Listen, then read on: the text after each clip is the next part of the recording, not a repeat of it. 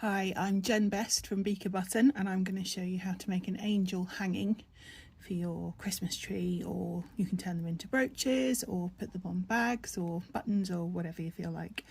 This is a Dorset button technique, and it's a pattern that I designed, and it's quite flexible. You can do all sorts of different things with them. So you need one 35mm ring, a sharp large-eyed needle, a tapestry needle, I use a size 18, something blunt, an 8mm bead with a big hole in the centre, an 8mm hoop, ring rather, and I've got 3 meters of thread on here. You don't have to use one of these little bobbins, but they make it a little bit quicker from a filming point of view. It makes it a bit easier as well, but it certainly makes it quicker for doing the casting around the outside. So this is my new phone, and it's the first time I've done a video and talked at the same time, so I might mince my words a little bit, but hopefully you can hear this okay, and I'll put some captions and things in as well, hopefully. I've got new phone, new technology, new website, everything's new. It's quite a complicated life at the moment. Anyway, I shall move those out of the way, and we'll start off by casting around the ring, and you're going to tie your thread around the ring in a single knot, nice and tight. And I'm right-handed, so I'm going to do everything in one particular direction. If you're left-handed, you may find it more comfortable to go the opposite way round, but try it and see what's comfortable. If you're doing it on a needle, if you thread your thread onto the tapestry needle, and I move my tapestry needle so it's nearly halfway down the thread, so I've got a slightly longer and slightly shorter end, and that makes it a little bit easier to pull through. So I'm going to just take a couple of rounds off of here, and this little fluffy bit here, I'm just going to trim that off and move that away, because it makes it easier having a nice sharp pointy edge to stitch round. So we're going to cast around the ring, and that's doing a blanket stitch. So I'm going to bring my bobbin or my needle up through the ring and then pass it underneath the thread from right to left, and as I pass it under the thread, I'm turning my hand so that that loop that becomes a stitch goes over the tail, and pull that nice and tight. Sometimes you need to move your tail back into place along the top. It's easier if it's sitting along the top. So up through, right to left underneath, catch the tail in the stitch and pull through. There are different ways of doing blanket stitch around the ring. If you find you've got a different way to do it, then absolutely go for that. It's whatever's comfortable really, but I've always done it like this. I'm just going to wind a little bit more thread off there, because it means that when I catch my tail in as I'm working round, I don't have to do anything to catch that tail. The stitch sort of just automatically sits over the top, and you'll get a nice little ridge that forms around the outside.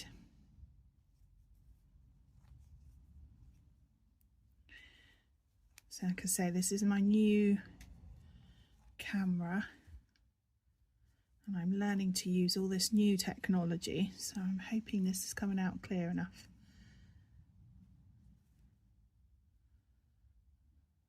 There we go. You'll notice I'm pulling it quite tight. You need it quite firm around the ring. Once you've covered that tail, it's a little quicker.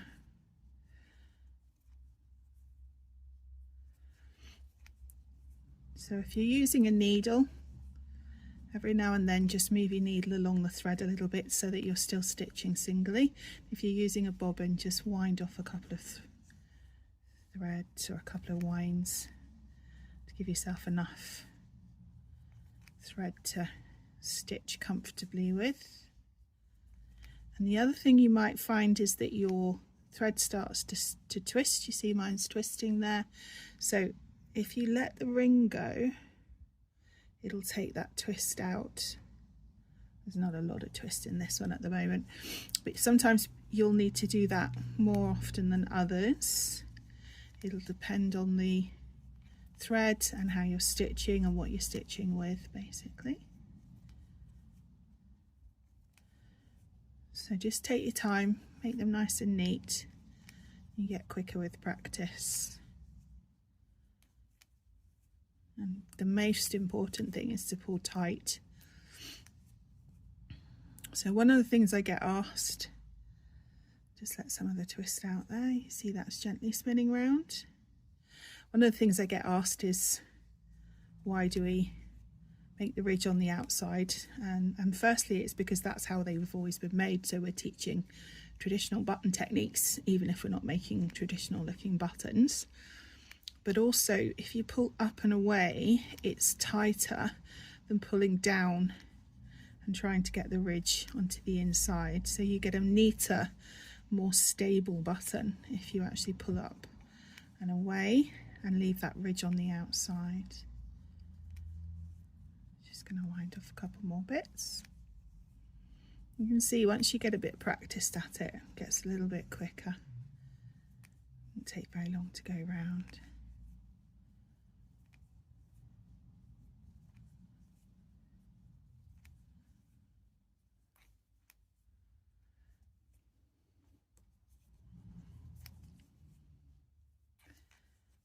And I'm covering the whole of the metal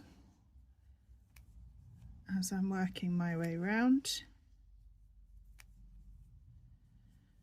but I'm not squashing them up particularly for this button. I want the whole metal ridge to be covered, but I'm not moving them round to squash them up, just letting them lie.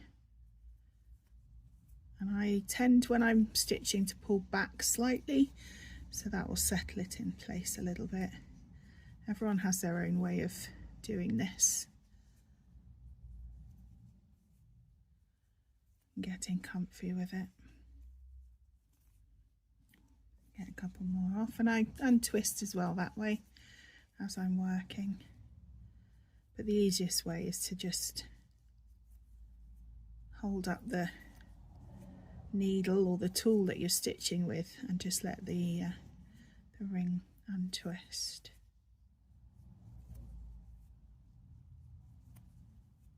Nearly done. You can get one more in there. So that's what it looks like when it's finished. I've got my ridge around the outside,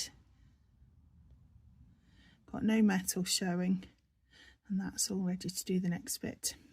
So the next thing I'm going to do is take my thread off my bobbin, and I'm actually using a 4-ply sock wool. If you've watched some of my other videos, you'll realise that's my favourite thing to work with. But you can use anything, really. I would use something for this particular pattern, something around the 4-ply or 5-weight cotton perle. Makes up nice and quickly without being too chunky. So I'm just going to thread the sharp needle with the thread I've just unwound. So if you're using your blunt needle to go do the casting, change at this point to the sharp needle.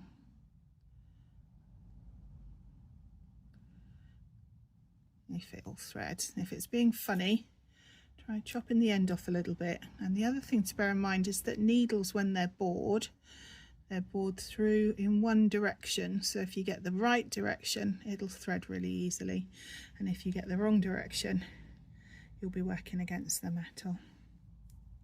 So I'm leaving myself a reasonable length. There's about 50-ish centimeters there for doing my spokes. And I'm going to turn that outside ridge onto the inside. So this is called slicking, and you're turning it round with your fingers so it sits in the middle, and that thread drops down from the back. So just making sure it all sits in the same direction.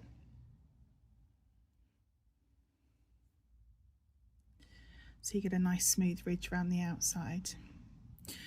And then we're going to use the bead and the halo. So we're going to put the halo on to the needle first, and then we're going to put the bead onto the needle.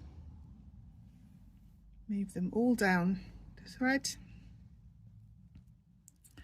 and make them sit. Now move around to start with, so don't worry too much, but they're going to sit just at the top where the thread comes out from the button. And then if you turn it upside down, you can wrap over the button. If you want to do it that way, you're wrapping under at 6 o'clock. Just move those back up there, making sure that that's more or less cut in half, and then pinch where you've wrapped and slide the needle up through the bead and through the halo. Pull it all the way through. It doesn't matter if you come out to the front or the back. I've come up to the front, so I'm wrapping over to the back and I'm pinching to keep it all in place, and I'm going down at the back. So I'm going to attempt to turn my hand over here, and I'm passing that down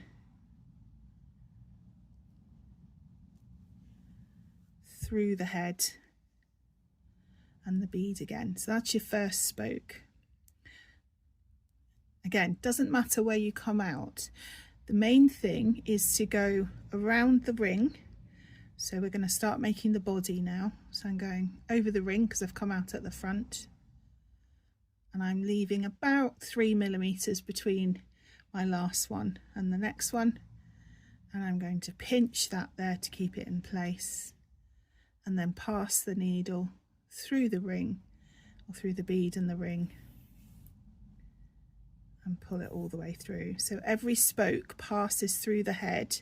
This bead here is the head, and the halo around the ring and then back again. So here I've gone over the ring and I'm passing it back down. And we're going to make 4 spokes. So I'm going to do one the other side. So I've gone all the way down and round. I'm pinching that to stop it escaping. I'm bringing the needle through the bead, through the halo, and back up to the top. And I'm going to do one more. So I'm sort of judging which side is bigger than the other. This one's slightly bigger. So I'm going over the top and down through, and I'm going to come out this side on the slightly bigger side. Pull that all the way through, so I can make a 4th wrap around the bottom there, just like that. And you can pass that back up through the top, through the bead. So I'm coming out of the back there. So it really doesn't matter which way round you do it, just put the needle in as long as you've gone through for every pass, going down and round and coming back up and round. As long as you've gone through that bead and the head, that will work fine. So my last pass, I want to come out at the neck so I can start stitching. So I'm going to go down, over, through the bead and the halo, and my yarn is now coming out at the neck, and then I'm going to change colour, change needle rather. This is why normally I do a separate audio, because then I can go through it several times. My brain does the wrong words. So I'm using my blunt needle now, and we're going to back stitch over each of those spokes. So it doesn't matter whether you're left or right handed for this, you'll do the back stitch the same way. So I'm going to come up to the right, or the left rather, of the far right spoke and bring it all the way through, and then I'm going down over that far right spoke in the gap between the spoke and the ring. So I've got 1 stitch over this spoke here. Then I'm going to come up to the left of the next spoke on the left, and then I'm going to stitch down over that spoke. And I'm going to come up to the left of the next spoke on the left and down over that spoke, and up to the left of the far left spoke and down over that spoke, and that's one row done. And just use the needle just to push them down into the neck and make sure that the bead and the halo are settled in place. So it's almost like beating if you're a weaver. You're just going to use that needle just to push them down in. So we've got one stitch on each of the spokes. So we're now going to go back and do each of the spokes going this way. So we're going to come up to the left of the far left spoke and go down over that one to the right. So we've got 2 stitches on this spoke. Now we're changing direction. So we're going to come up to the right of the spoke on the right and go left over that spoke. So now I've got 2 stitches on here, right of the next spoke on the right and go left over this spoke, right of the next spoke on the right and left over that spoke. So you've now got 2 stitches on each. You're just going to beat that down a little. We're going to start the third row by coming up to the right of the last spoke and down over that spoke to the left.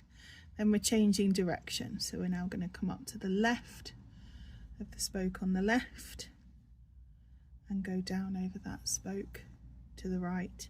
And you'll keep working backwards and forwards, 1 stitch over each spoke until you get down to the skirt, or down to the bottom there. Each time you start a new row, you're going to wrap that spoke that you've just done again, and then you're going to change direction for the next spoke, and you'll have a back stitch. If you've done cross roll buttons or any of the other type of ring buttons that you're stitching, you'll find it's a similar process, but we're going backwards and forwards, so we have to change the direction of that back stitch. And I'm pulling this quite tight,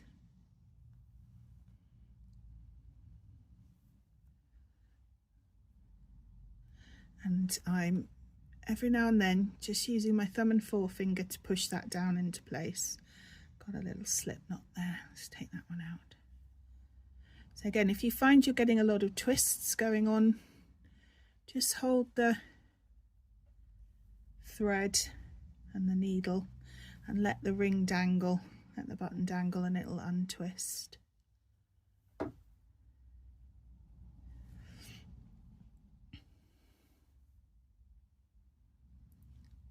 This doesn't take so long once you get into the rhythm of it.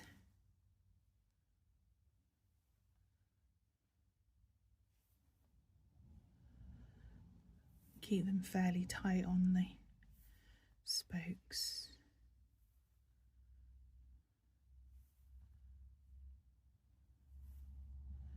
Just every now and then push it down again. The reason for pushing it down is because you can't get right down into that bottom curve comfortably. So if you push the stitches down, you'll sort of overload the stitches a little bit, overload the spokes a little bit, and then when you get to that bottom, you can push them down into the curve, which covers that curve nicely, doesn't leave a gap at the bottom. You see I'm working back and forward and just filling up the rest. I always think of this as the dress, but it's the body really.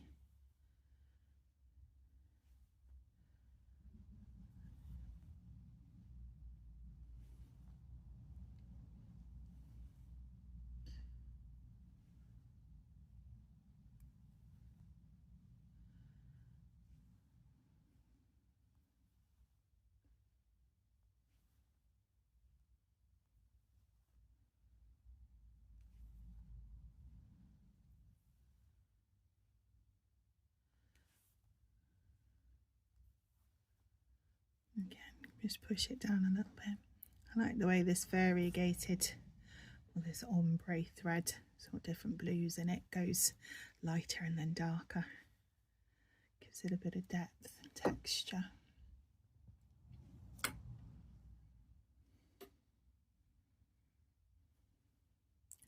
Catching my thread on the edge of my little white blanket here.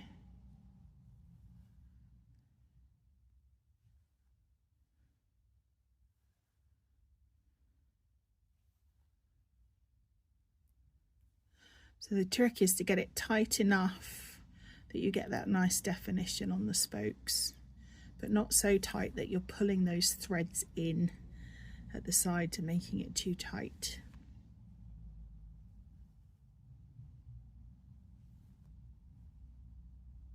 You can make Christmas trees like this as well.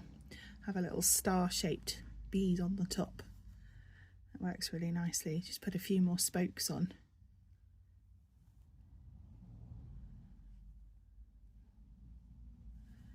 So we're nearly done. Just give it a little bit more push. One of the things you might notice is I'm doing each of the parts of that stitch all the way through to the back and all the way through to the front, which gives your arms a nice workout. But it also means you don't run the thread against the spokes so much, so it won't get so fluffy, and you get a much nicer tension, much tighter tension. So I always do it in 2 lots rather than going up and straight down again.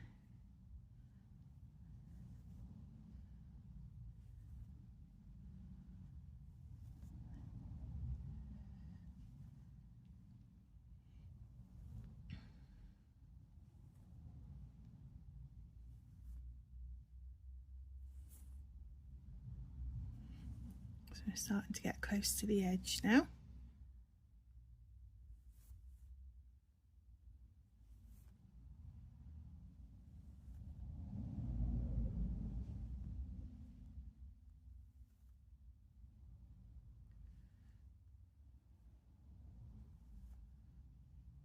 And here you'll find that you'll start to get gaps however much you try to get in close. I think I've got another couple of rows, and then you'll push all those stitches down and suddenly the gaps disappear.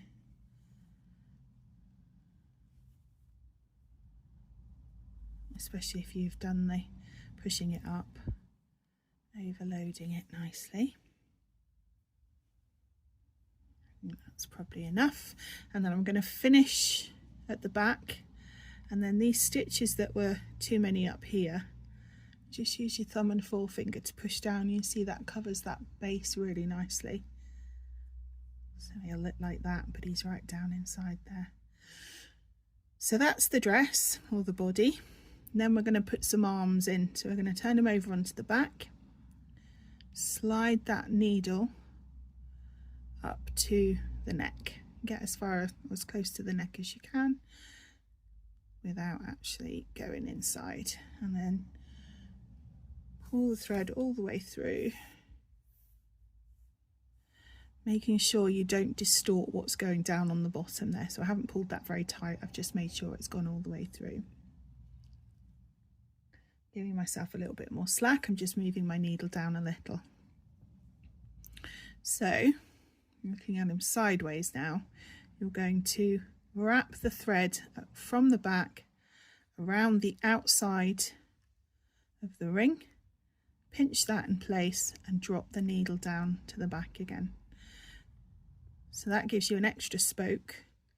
That's the first spoke of your hand wrapping around the ring, and then it goes underneath the neck, round the outside of the ring again, pinching to make sure it doesn't go anywhere, and drop the thread back down to the back.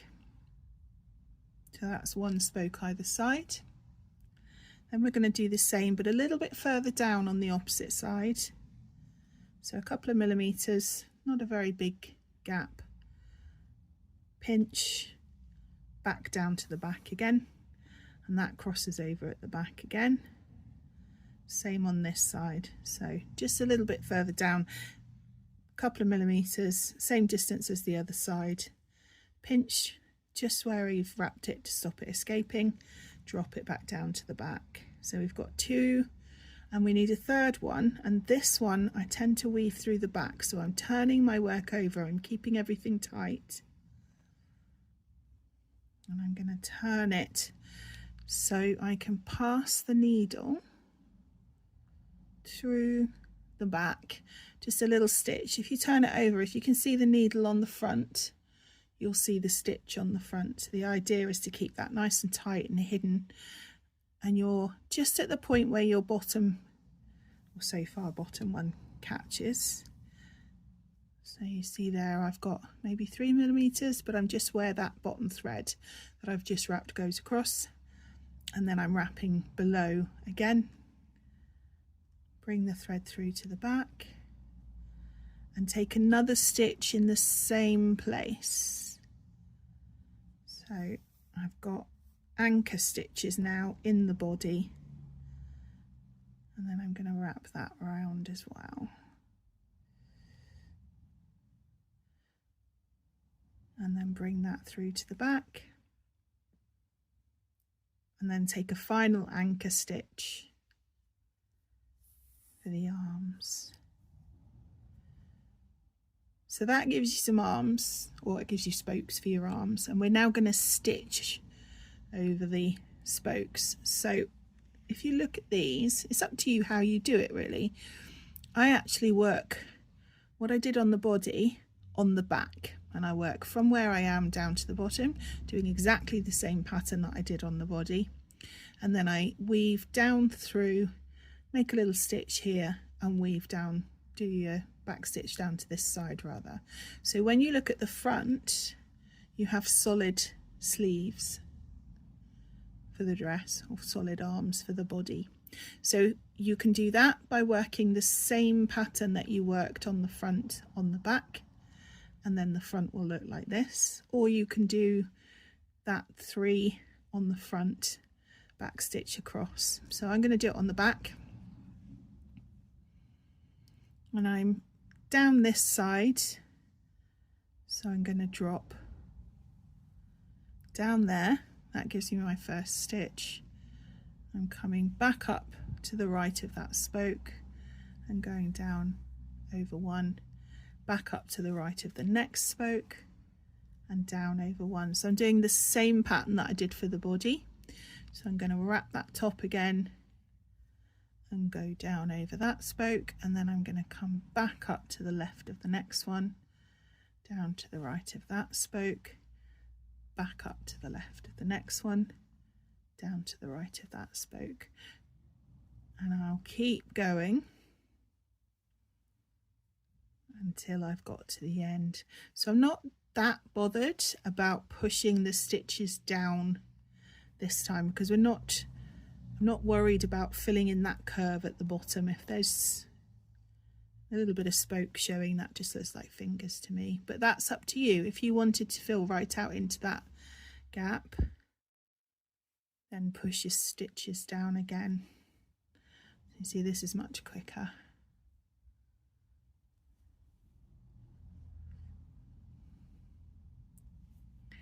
And if one of the spokes is getting more full, so this one on the left here will be a little shorter, you can skip a stitch over it every now and then, so you fill them in equally. So here I'm going around that one that second time, I'm going around the middle one as normal, I'm going around to the end one to finish that row. But instead of starting the next row on that one, I'm going to come straight up on that middle row and go round. So just use your judgment as to how you fill those spokes in, so you don't end up with too many stitches on one of the spokes. Nearly done.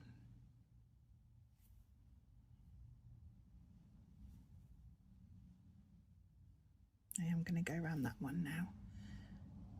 So it's just looking and seeing how much space you've got between the ring and the where you've stitched. I've got one more stitch or one more row after this, I think. So I'm going to come up here and go down.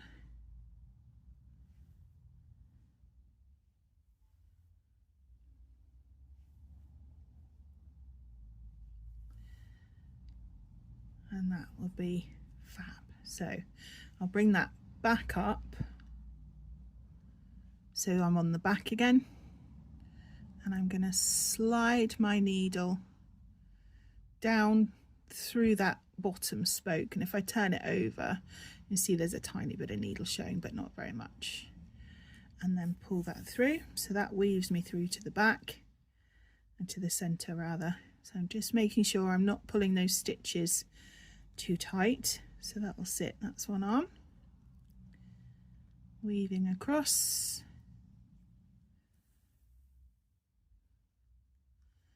and then we're ready to do the next one. So I'm going to go down there. Oh.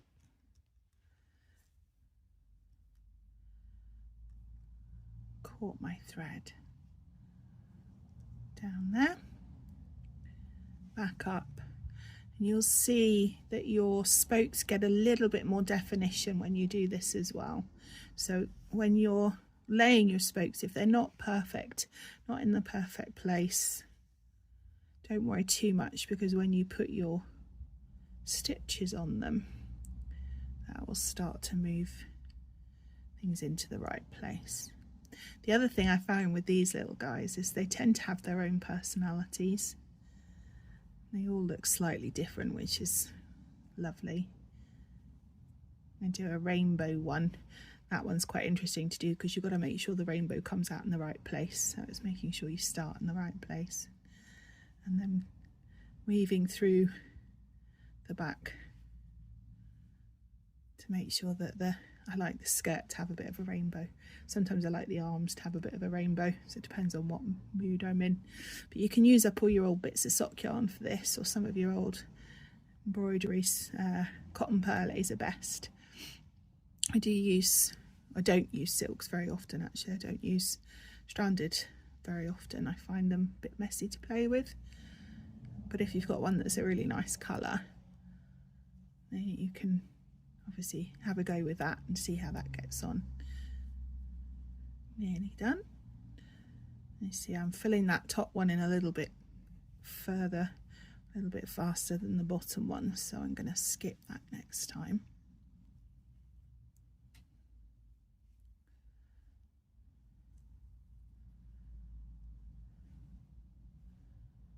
So just instead of going for a second time round that, just going to come up on the bottom one there. Again, just using my judgment.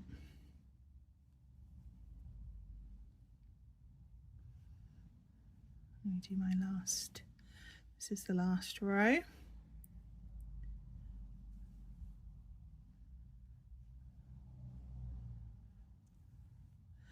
then come to the back again. So I'm happy with that. He's a little lopsided, but you can push him about a bit.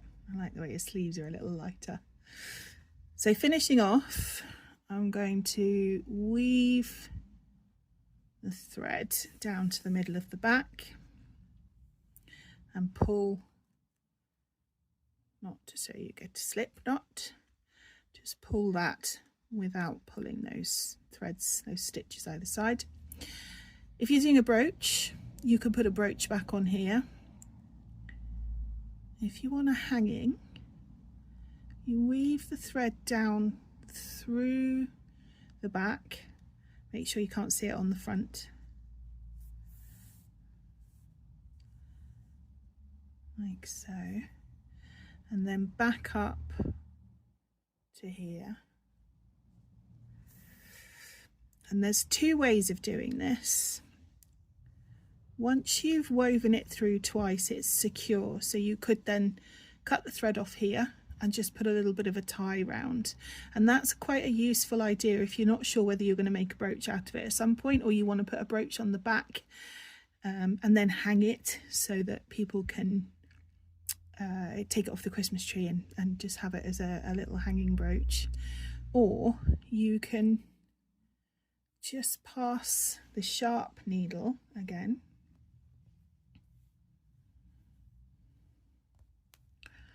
So I'm just going to roll that really tight, really pointy, and shove that in there. And you can bring this up through the head.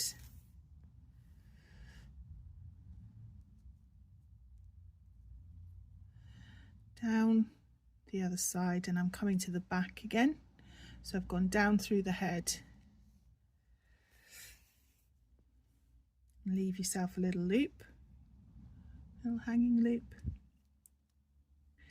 and then weave that through a couple of times on the back.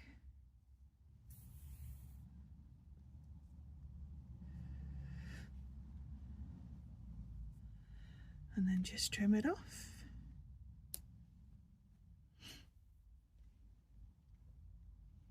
There he is. I hope you enjoyed that.